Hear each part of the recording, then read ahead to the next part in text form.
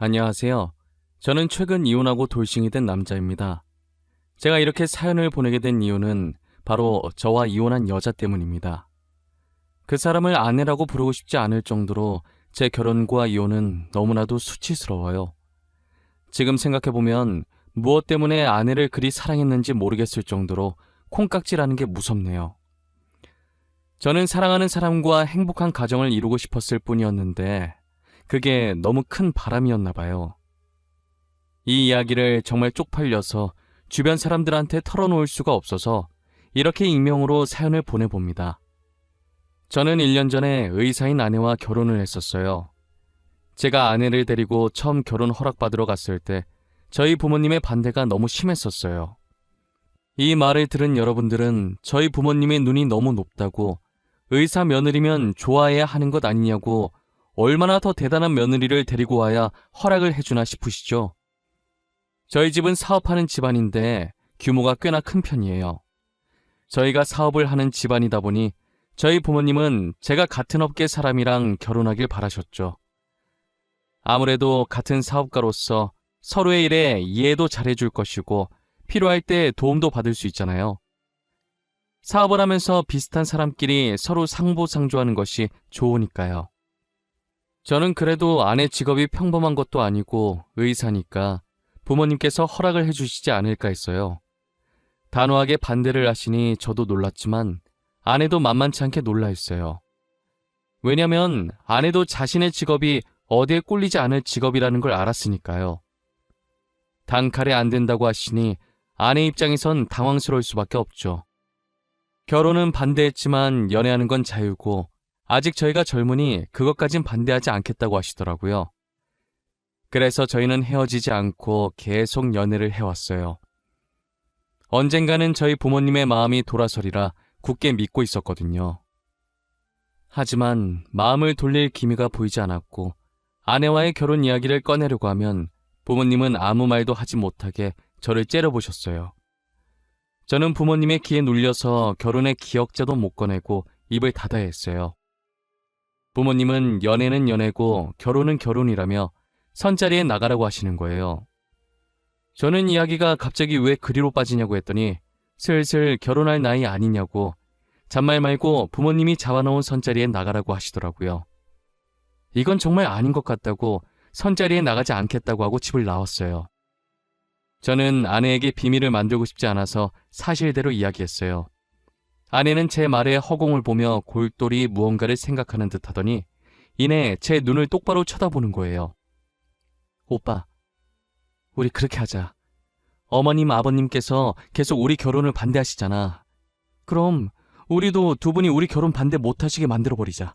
어때? 우리 부모님이 반대 못하게 만들자고? 어떻게 하려고? 생각해놓은 방법 있어? 당연히 있지. 나한테 아주 좋은 생각이 있어. 우리 사고치자. 사고치자고. 모르겠다는 눈빛 보내지 마. 무슨 말인지 이해했잖아. 애기 가지자고. 뭐, 아기를 가지자고? 너 진지하게 생각한 거 맞아? 충동적으로 막 뱉는 말이 아니고? 아니, 무슨 결혼 허락 받겠다고 아기를 가져. 너 아기 가지면 일 쉬어야 돼. 그건 내가 알아서 할게. 그리고 나 충동적으로 막 뱉은 말 아니고 엄청 진지해. 내가 빈말하는 거 봤어? 아이 가지면 오빠네 부모님도 어쩌지 못할 거야. 안 그래? 아내는 저희 부모님한테 허락받으려면 그 방법밖에 없다면서 아이를 가지자고 하는 거예요. 이미 가진 아이를 어쩌겠냐면서 만약 지우라고 하면 자신이 원한 가지고 애 지우라고 했다고 소문내서 기업 이미지 망칠 수도 있다는 생각에 무조건 허락하신다고 장담하더라고요. 저는 아내의 말도 일리가 있다고 생각했고 당장 실행에 옮기기로 했어요.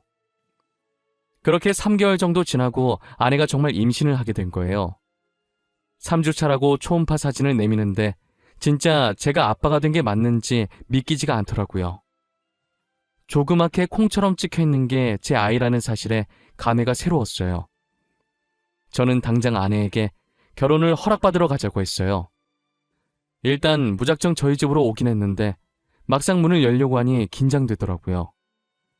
떨리는 손을 손잡이에 올려놓은 상태로 몇 번이나 심호흡을 했어요. 아내는 제 손 위에 자신의 손을 올리더니 저를 향해 고개를 한번 끄덕이더라고요. 저도 아내 따라 고개를 끄덕이고 아내와 같이 문을 열었어요. 문 열리는 소리에 부모님이 저희 쪽으로 쳐다보셨고 아내와 함께 온 모습을 보고 눈을 찌푸리더라고요. 여자친구는 뭐하러 데리고 온 거냐? 또 결혼 허락해달라는 쓰잘데기 없는 말 하러 온 거냐? 아가씨께는 너무 미안하지만 우리 아들 이번에 선보러 갈 거예요. 알고는 있어야 하지 않나 싶어서. 알고 있습니다. 안 그래도 아까 오빠한테 이야기 다 들었어요. 그런데 어머님, 아버님, 저희 오빠 그 선자리 못 나가요. 곧 아빠 될 사람인데 선자리에 나가면 곤란하죠. 아빠가 된다니 그게 무슨... 설마 너... 아니다. 아가씨가 말해볼래요? 내가 생각하는 그게 맞나요? 임신이라도 했다는 말이에요? 네, 아버님. 저 오빠 아이 가졌어요. 3주 차래요. 못 믿으실까봐 여기 초음파 사진도 가지고 왔어요. 진짜인지 가짜인지는 거기에 찍힌 산부인과에 연락해보시면 바로 알 수 있으실 거예요. 아내는 당당하게 초음파 사진을 내밀었고 아버지는 당황한 표정으로 사진을 받아드셨어요. 그리고 임신이라는 말에 놀라서 주방에 계시던 어머니가 국자를 든 채로 거실까지 나오셨더라고요. 아버지는 아내의 말 따라 휴대전화를 들어서 산부인과에 전화를 해서 확인했어요. 산부인과 측에서 맞다고 했는지 전화를 끊고 아무 말 없이 사진만 빤히 보시더라고요. 저 아내는 괜히 긴장돼서 옴짝달싹도 못한 채 마른 침만 삼켰어요. 1분간의 숨막히는 정적이 이어지더니 이내 아버지는 활짝 웃으시더라고요. 아버지가 웃는 동시에 어머니도 웃으시는데 이게 무슨 상황인가 싶어 저와 아내는 아무런 제스처도 취하지 못하고 눈만 꿈뻑꿈뻑거리고 있었어요. 이야, 이게 정말 내 손주란 말이야? 이렇게 조그만 것이 아들인지 딸인지는 아직 모르는 거지. 언제쯤 알 수 있다니? 개인적으로 딸이었으면 아는구나. 나는 외동아들밖에 없어서 딸이 너무 궁금해. 아마 3주 정도 더 지나야 성별 알 수 있을 거예요. 누굴 닮았으려나? 인물은 솔직히 며느라이가 더 나은데 말이에요. 솔직히 우리 아들은 너무 평범하잖아. 그 반응들은 뭐예요? 좋아하는 것 같긴 한데 그래서 저 선 나가요? 애 아빠 될 사람이 선자리를 왜 나가? 출산 힘든 건데 네가 며느리 옆에서 보필해야지. 네 엄마도 너 낳을 때 엄청 고생했어. 네가 애 낳을 때까지 잘해줘. 집안일도 하고. 그래, 맞아. 임신했을 때 잘못하잖아? 그거 진짜 평생 기억 남는다. 난 아직도 네 아빠가 사과 안 사온 게 그렇게 화가 난다니까. 사과만 보면 그 생각나서 으깨버리고 싶어. 저희 예상과 달리 아내가 임신을 했다고 하자 부모님께서 엄청 좋아하셨어요. 불과 몇 분 전까지만 해도 결혼 안 된다고 반대했던 분들이 많나 싶을 정도였어요. 배가 불러오기 전에 결혼 서둘러야겠다면서 아내 부모님한테 인사드리고 빠른 시일 내에 상견례 날짜를 잡아오라고 했어요. 그러자 아내는 잠시 머뭇거리다가 부모님이 안 계시고 할머니 밑에서 자랐는데 할머니도 자신이 성인이 되자마자 돌아가셨다고 하더라고요. 갑자기 분위기가 숙연해졌고 아내는 이런 반응 바라고 말한 거 아니고 괜찮다고 하면서 분위기를 바꿔보려고 했어요. 저희 부모님은 제게 더 잘하라고 그런 상황 속에서 의사 된 것이 너무 대견하다고 했죠. 저도 처음 들은 아내의 가정사라 놀랐고 결혼해서 행복한 가족을 만들어줘야겠다고 생각했어요. 아내는 미리 말하지 못해서 미안하다며 닭똥 같은 눈물을 흘리더라고요. 오빠 미안해. 오빠한테는 그래도 미리 말했어야 하는데 놀랐지. 오늘은 꼭 말해야지. 내일은 꼭 말해야지 하면서 참을 말 못했었는데 이제서야 말하네. 너가 뭐가 미안해. 내가 미안하지. 너가 그런 아픔이 있는 줄도 모르고 마냥 해맑고 순수한 아이라고 생각했는데 우리 결혼하면 정말 행복하게 살자. 고마워. 끝까지 나 포기하지 않아줘서 너무 고마워. 내가 정말 잘할게. 우리 힘들게 결혼하는 만큼 꼭 행복하게 살자. 그렇게 저희는 상견례를 생략하고 속전속결로 결혼을 진행했어요. 저희 부모님은 손주 안겨줘서 고맙다며 최고 대우를 해줬어요. 서울의 40평짜리 아파트에다 혼수도 다 넣어주시고 연예인들이 많이 이용한 예식장에 드레스까지 저희 부모님께서 모든 것을 최고로 준비해 주셨어요. 저와 아내는 아이 덕분에 일원도 들지 않고 맨몸으로 결혼을 한 것이에요. 아내는 보잘것없는 자신이 감히 이런 것들을 누려도 되냐며 눈치를 봤지만 저는 충분히 누려도 된다고 눈치 보지 말고 누릴 수 있을 때 마음껏 누리라고 했어요. 제 말에도 눈치를 보다가 아내 친구들이 부럽다면서 말 거니까 조금씩 어깨를 피기 시작하더라고요. 저희는 많은 사람들의 부러움 속에서 성공리 결혼을 마쳤어요. 신혼여행은 외국으로 가고 싶었는데 시국이 시국이니만큼 외국으로 가진 못했고 우리나라에도 외국 느낌 나는 곳이 있다고 하길래 거기서 신혼여행을 즐겼어요. 신혼여행을 마치고 신혼집으로 가보니 엄청 이쁘게 꾸며져 있더라고요. 안방도 되게 깔끔하고 옷장에는 새 옷들로 가득 차 있었고 아이방도 알록달록 예쁘게 꾸며져 있었는데 남자인지 여자인지 몰라서 그런지 옷장에 아이 옷은 아직 하나도 없더라고요. 아내는 예쁘게 꾸며진 집을 보고 좋아서 어쩔 줄 몰라 했어요. 특히나 옷장에 걸려있는 옷들과 옆에 진열되어 있는 가방을 보고 정신을 못 차렸죠. 신혼여행 마치고 원래 살던 집에서 옷을 가지고 오려고 했는데 안 그래도 되겠다면서 어머니랑 자기랑 취향이 잘 맞는다며 너무 좋아했어요. 어머님, 여기 옷장 있는 거 다 어머니가 골라주신 거예요?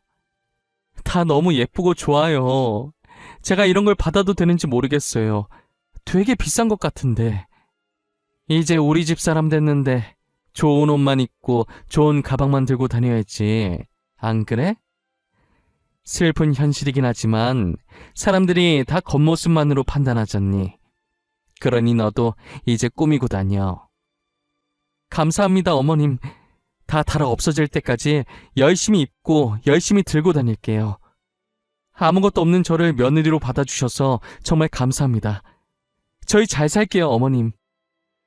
그래, 나야말로 우리 손주 안겨줘서 고맙구나. 애 낳을 때까지 우리 아들 실컷 부려먹어. 여왕 대접 받을 수 있는 건 그때뿐이다. 여행 갔다 오느라 피곤할 텐데 쉬어. 끊으마.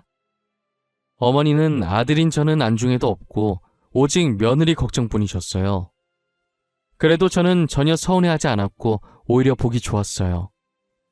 처음엔 결혼 절대 안 된다고 반대했었지만 결국엔 이렇게 결혼도 하고 어머니와 아내가 잘 지내는 모습을 보니 이것이 행복이라는 걸 느꼈죠. 저는 신혼집에 발을 들인 순간부터 임신한 아내가 불편할까봐 집안일을 제가 도맡아 했어요. 임신 초기엔 절대 안정이라는 어머니의 말을 듣고 화장실 갈 때 말고는 제가 대신 움직였어요. 제가 예전에 요리학원에 다녔던 적이 있어서 그때 실력을 살려서 맛있는 것도 많이 만들어줬죠. 아내는 이런 것도 만들 줄 아냐며 놀라더니 맛있게 다 먹어주더라고요. 제가 만들어준 요리를 남김없이 잘 먹는 모습을 보니 얼마나 뿌듯한지 몰라요. 요리사들이 이 맛에 요리를 하는구나 싶더라니까요. 주변에서 아내가 임신하면 입덧이 심해서 밥을 못 먹는다고 해서 걱정을 많이 했는데 저희 아내는 다행히 입덧을 하지 않았고 가리는 것 없이 잘 먹었어요. 저희는 아이가 뱃속에서부터 효자라면서 태어나면 얼마나 효자일까 유난을 떨었어요. 하지만 효자인 줄만 알았던 아이가 아내를 불편하게 하는 게 한 가지 있더라고요. 임신을 한 뒤로 어디로 눕든 자세가 불편해서 불면증에 시달리고 있다는 거예요. 그래서 저희는 어쩔 수 없이 결혼한 지 2달 반 만에 각방을 써야 했어요. 마음껏 자세를 바꾸고 움직일 수 있게 넓은 침대를 하나 사서 남는 방에 넣어줬고 자세 편하게 취할 수 있는 기다란 베개 같은 게 있다고 해서 그것도 사서 같이 넣어줬어요. 아내는 그 베개가 효과 만점인 것 같다고 간만에 편하게 잤다고 좋아하더라고요. 그렇게 아이를 낳을 때까지만 각방 생활을 하기로 했어요. 이제 아내가 임신한 지 4개월이 접어들었는데 생각보다 아내 배가 안 튀어나오더라고요. 제가 임신을 해본 적이 없으니까 어느 정도 돼야 배가 튀어나오는지 정확히 몰랐어요. 단순히 호기심에 아내한테 물어봤는데 아내가 살짝 당황해 하더라고요. 여보, 이번 주면 우리 아기 4개월째 되는 거 아닌가? 근데 당신 배는 그대로인 것 같네? 내가 임신을 안 해봤으니까 잘 모르지만 4개월째 되면 배가 튀어나오지 않아? 아, 튀어나오지. 근데 그건 애기 크는 속도에 따라 달라. 우리 애가 다른 애에 비해 체구가 작나 보다. 앞으로 다른 애들처럼 크게 잘 먹어줘야겠어. 그래? 근데 당신 최근에 되게 잘 먹었잖아. 아, 영양소 고루고루 잘 먹여야 하나? 우리가 너무 고기만 먹긴 했어. 야채도 좀 먹어야겠다. 임산부한테 좋은 음식 좀 알아볼게. 진짜 매번 고마워. 나 정말 남편 하나는 기가 막히게 잘 뒀다니까? 당신 같은 사람을 어디서 만나. 항상 고마워. 아니야, 나야 고맙지. 너 덕분에 내가 사람 됐잖아. 우리 앞으로도 지금처럼 행복하게 살자. 저는 아내가 당황해하긴 했지만 아무래도 아내가 의사이기 때문에 의심 없이 아내의 말을 믿었어요.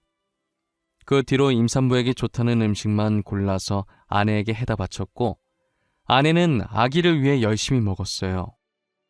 다행히 아이에게 아무 문제가 없는지 아내의 배가 조금씩 불러오기 시작하더라고요.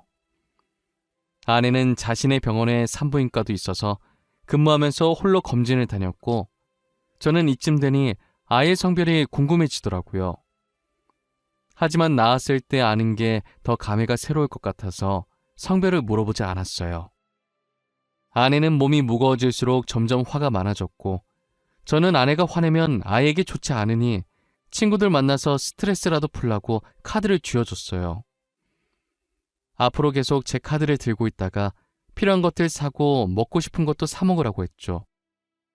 아내는 카드를 보고 두 눈을 반짝이더니 진짜 다 사도 되냐고 갑자기 애교를 부리더라고요. 저는 그 애교에 넘어가서 사고 싶은 거 다 사라는 말을 내질러 버렸어요. 아내는 정말 사고 싶은 것들 다 사기 시작했고 집에 비슷한 가방이 여러 개나 있는데도 자신의 성에 차지 않는지 계속 사들였어요. 저는 그만 사라고 하려다가 한 입으로 두 말하는 쪼잔한 남자 될 것 같고 임신할 때 잘해야 된다고 안 그러면 두고두고 기억에 남는다는 어머니의 말이 생각나서 그냥 두고 볼 수밖에 없었어요. 그러다 아내가 대뜸 친구와 태교 여행에 가고 싶다고 하더라고요. 자기 친구들도 아이 가졌을 때 태교 여행 갔다고 하면서요. 자기야, 나 친구들이랑 태교 여행 갔다 오면 안 돼? 내 친구들도 아이 가졌을 때 친구들끼리 태교 여행 갔다고 하더라고. 그래? 근데 나랑 가면 되잖아. 꼭 친구들이랑 가야 돼? 자기, 나 서운하려고 그래? 아니, 나 결혼하고 나서 친구들이랑 여행 한 번도 못 가봤단 말이야. 이때까지 자기랑 많이 놀았잖아. 이번엔 자기가 양보해주면 안 돼? 알겠어. 아쉽지만 내가 양보해야겠네. 친구들이랑 재밌게 놀다 와. 어디로 얼마나 놀고 올 건데? 오래 있다 올 거야? 이렇게 무거운 몸으로 어떻게 오래 있다 와. 그냥 짧게 2박 3일 갔다 올 거야. 요즘 경주가 그렇게 핫하대. 그래서 경주 갔다 오게. 그래, 조심히 갔다 와. 언제나 몸 조심하고, 알겠지? 카드는 전에 내가 준 거 있지? 그거 가지고 가서 재밌게 놀다 와. 그렇게 아내는 친구들과 경주로 2박 3일 여행을 떠났고 저는 간만에 휴식을 취했어요. 친구들한테 아내 여행 갔다고 이야기하니 혼자 있을 때 술 한잔 하자고 부르더라고요. 저도 곰곰이 생각해보니 아내 챙기느라 친구를 한 번도 못 만났던 것 같아요. 간만에 친구들 만나 에너지 충전 좀 하자 싶어 편한 옷을 찾고 있었어요. 근데 제가 입으려고 했던 후드티가 안방 옷장에 안 보이는 거예요. 며칠 전에 아내가 제 후드티를 입었던 게 생각나서 혹시나 거기에 있나 보려고 아내 방에 들어가서 옷장을 확인했어요. 옷장을 하나씩 확인하는데 걸려있는 옷 사이에 이상한 게 하나 있더라고요. 손으로 잡으니 묵직한 게 한 손으로 빼내기가 쉽지 않더라고요. 끙끙거리면서 빼보니 이상한 물건의 정체는 TV 속에서 많이 보던 임산부 체험복이었어요. 저는 도대체 이게 왜 아내 방에 있지 하면서 별 생각 없이 옆에 세워두고 후드티를 마저 찾다가 갑자기 쎄한 느낌이 들었는데 설마 하고 넘겼어요. 그 당시엔 제가 드라마를 너무 많이 봐서 쓸데없는 생각하고 있는 거라고 믿었어요. 저는 그게 왜 있는지 너무 궁금해서 아내가 돌아오는 날엔 평일이라 제가 퇴근하고 저보다 먼저 집에 와서 짐을 풀고 있는 아내에게 물어봤어요. 아내는 아무렇지 않게 자기 환자가 주문한 거라고 하더라고요. 내가 당신 여행 가 있는 동안에 후드티 찾는다고 잠시 당신 옷장 봤었거든. 근데 TV에서나 보던 임산부 체험복이 있더라고. 그거 뭐야? 왜 당신 방에 그게 있어? 아, 그거? 안 그래도 그거 내일 병원에 가지고 가야 돼. 환자가 주문한 거거든. 아내 임신 준비하는데 그 전에 자기가 아내 고통 먼저 느껴보고 싶다나? 그래서 내가 주문해줬어. 그런 거였어? 특이한 환자분이네. 하긴 먼저 고통 느껴보는 것도 좋긴 하겠다. 얼마나 힘든지 알아야 아내한테 더 잘할 거 아니야. 좋은 남편이시네. 하참, 당신한테도 저거 주문해서 입혀볼 걸 그랬나? 그럼 내가 지금 얼마나 힘든지 알 텐데. 난 괜찮아. 나는 입어보지 않아도 충분히 알았어. 그때 들어보니까 되게 무겁더라고. 나는 정말 괜찮은 것 같아. 당신 아직 저녁 안 먹었지? 내가 저녁 차려줄게. 아내는 호기심 가득한 표정으로 제게 임산부 체험복을 따로 주문해서 입어보길 권했고 저는 정말 입으라고 할까봐 말을 돌려버렸어요. 아내는 밥 먹으면서도 괜히 임산부 체험복 얘기를 하면서 난처해하는 제 표정을 보고 즐기더라고요. 저는 모양 빠지게 안 입겠다고 한 게 뒤늦게 민망해서 멋쩍은 듯 머리를 긁었어요. 그러다 한날은 제가 지방 출장이 잡혀 있었는데 갑자기 취소가 된 거예요. 당시 제가 피로감도 많이 쌓이고 몸이 좋지 않은 느낌이라 가기 싫었는데 잘 됐다 싶었어요. 저는 컨디션도 안 좋고 빨리 쉬고 싶은 마음에 아내에게 연락도 안 하고 곧장 집으로 갔어요. 운전도 못할 것 같아서 차를 회사에 두고 대중교통 이용해서 집에 갔죠. 집으로 들어가니 아내의 목소리가 현관까지 들리더라고요. 거실에 가니 안 보이고 소리 들리는 쪽으로 발걸음을 옮겼어요. 아내는 제가 들어오는 소리도 못 들었는지 방에서 열심히 누군가와 신나게 통화하고 있더라고요. 천천히 걸어서 문 앞에 다다랐을 때 문틈 사이로 들려오는 아내의 목소리를 듣고 멈춰섰어요. 근데 너 이제 어떡할 거냐? 대충 유산했다고 하지 왜 이렇게 질질 끌었어? 아이 어디서 구하려고 그래? 나 사사나 나왔다고는 말 못해준다. 미리 말했어. 야, 친구 좋다는 게 뭐냐? 이번에도 나 좀 도와줘. 나 너가 도와준 덕분에 결혼한 거잖아. 나 그때 진짜 아버님이 전화할 줄은 꿈에도 몰랐다? 얼마나 간 쫄리던지. 너 저번에 임산부 체험복 들킬 뻔했다며. 진짜 웃겨. 야, 잠깐만. 너네 남편 출장 갔다고 했지? 남편 출장 가 있는 동안에 유산했다고 하면 안 돼? 애 심장 안 뛰어서 수술했다고 하면 되잖아. 너 진짜 머리 좋다. 어떻게 그런 생각을 해내지? 애 심장 안 뛰는데 자기네들이 어쩔 거야. 그치? 나는 그냥 이 집 며느리로 있기만 하면 돼. 아버님 재산이 진짜 어마어마하더라고. 결혼식만 봐도 으리으리하더라. 우리 중에 너가 제일 초호화 결혼식 했을 거다. 너 SNS 보니까 집도 좋더만. 너무 부럽다. 멍청한 부잣집 도련님 물었다더니 진짜였네. 너도 나처럼 팔자 펴고 싶으면 분발해. 나도 너가 도와달라는 거 다 도와줄 테니까. 내가 의리하라는 끝내주잖아. 여보, 언제 왔어? 아니, 출장 간 거 아니었어? 아내는 홀쭉한 배로 침대에 누워서 통화하다가 일어나면서 문 앞에 서 있는 저를 발견하고 놀라더라고요. 마치 귀신이라도 본 사람처럼 들고 있던 휴대폰까지 던지면서 소리 질렀어요. 아내의 소리에 대충 짐작을 한 건지 상대방은 전화를 끊더라고요. 저는 배신감에 분노가 차올라서 온몸이 부들부들 떨리기 시작했어요.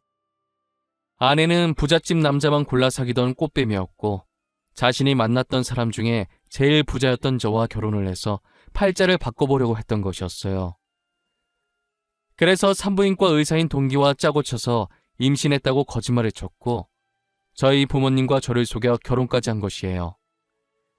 저번에 제가 발견했던 임산부 체험복도 아내가 거짓 임신 연기하기 위해 샀던 것이었어요.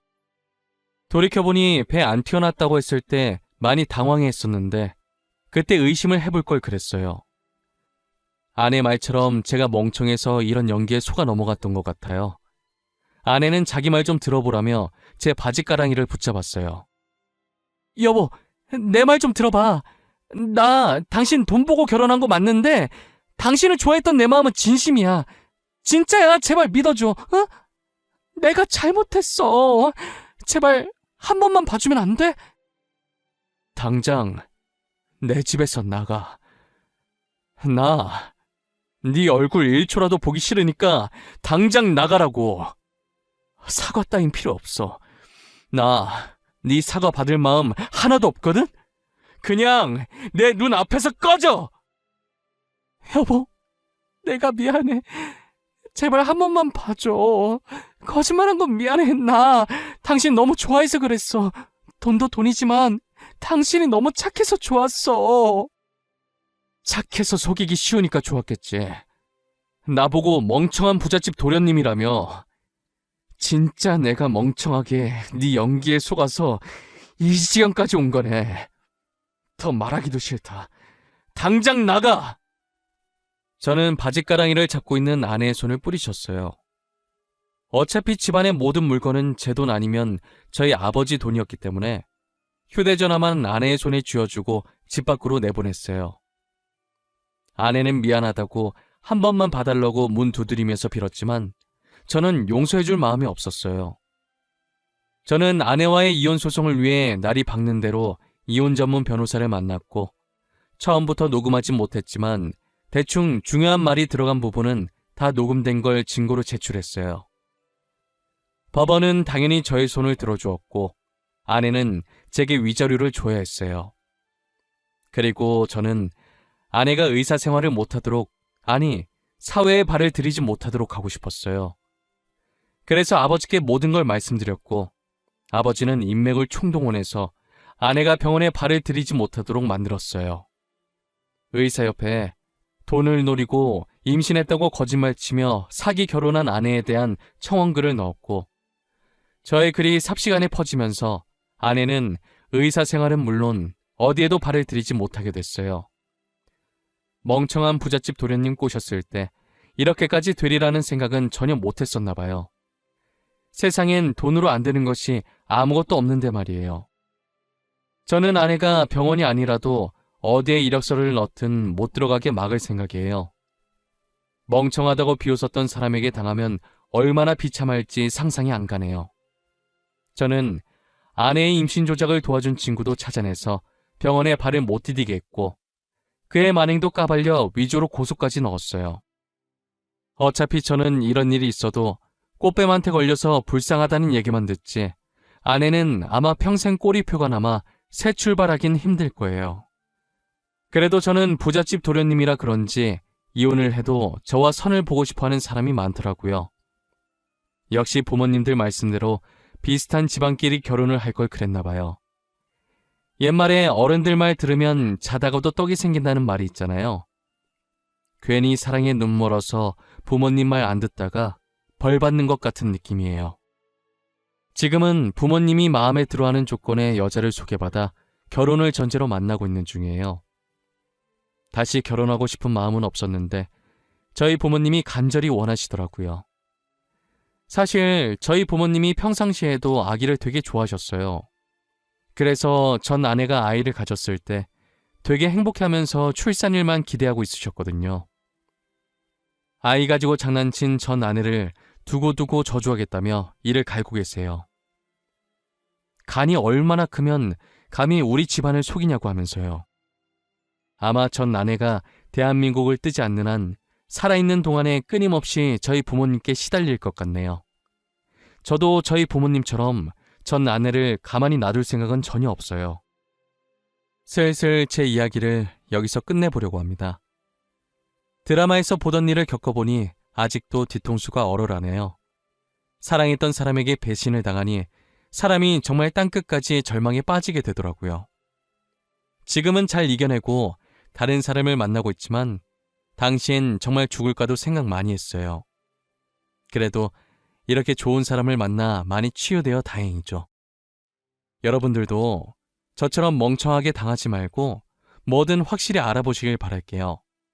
꼬리가 길면 잡힌다고 거짓말하면 언젠간 잡히게 되어 있답니다. 지금까지 제 이야기 들어주신 모든 분들께 감사합니다.